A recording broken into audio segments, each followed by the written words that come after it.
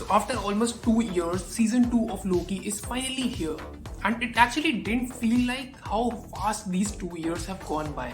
Inside of this episode, we'll talk about references from Moon Knight and as well as X-Men. And we also got a detail of Doctor Strange. So this episode started off where we left off from season 1. And everyone is after Loki inside of TVA, which is ruled by Kang. Now inside of TVA, nobody is able to recognize Loki. So in an attempt to escape from TVA agents, Loki jumps into a car. And this car eventually crashes into TVA's building. And even Casey doesn't recognize Loki. Now inside of this scene, there is a hidden detail. We can see that Casey is listening to an audiobook, and this is the same audiobook which Stephen Grant was listening inside of Moon Knight. So this was an interesting Easter egg about Moon Knight. After this scene, Loki again time slips and goes into another version of TVA. Now inside of this moment, we can clearly understand that Loki is traveling to different points in time inside of TVA. And in the past, it was Kang who was actually ruling the entire TVA. Because we can see that Kang statues are almost everywhere inside of TVA. And eventually when he was exposed because of Loki, he tried to hide his identity. And eventually he made a pretty convincing story and wiped out all of the memories of entire TVA agents. In the next scene, we can see that Mobius and Hunter B15 are discussing that they should tell the truth to entire TVA agents. And then we see that Hunter B5 suddenly appears. So this is a really important character because from the trailer we can easily understand that Loki and Mobius are after one variant of this character. Now the name of this character is Blade Wolf, and eventually he's going to become a big villain known as Zaniac. So for all of the viewers, do look out for B5 because he's going to be a very important character inside of the scene. Inside the next scene, we see that Mobius and B15 tell the entire truth to a panel of judges. Now the name of the judges have been taken from the comic books. And after some time, Loki appears here and he exposes entire truth about Timekeeper. He also reveals the statue of Kang behind the wall. And after seeing all of this, judge gives the decision in favor of Mobius. Loki also tells the entire truth about He Who Remains to Mobius. Basically, Mobius now knows everything that we know about inside of season 1.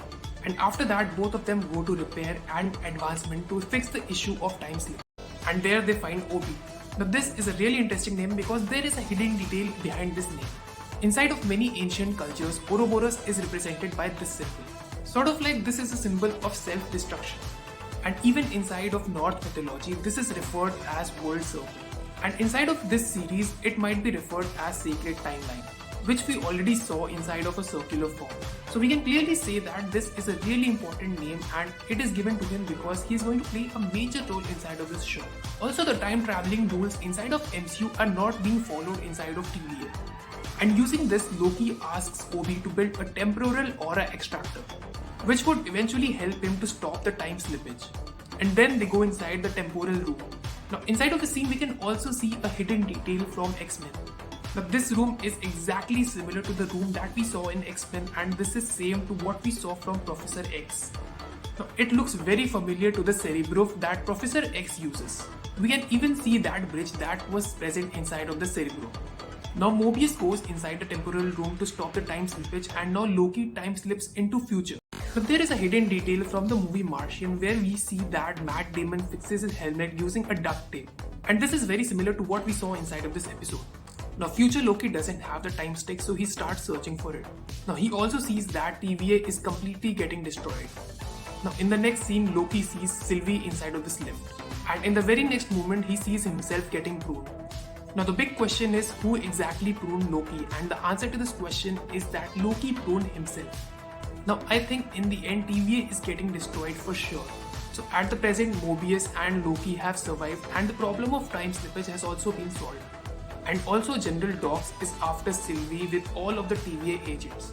And even in the credits and post-credits scene, there were a lot of details. Now inside of this scene, we can see Hex papers, and this is a clear reference from WandaVision, and Hex is used by Scarlet Witch. And now inside of WandaVision, she created an entire city using this Hex. In the background, you can also see hidden Infinity Stones.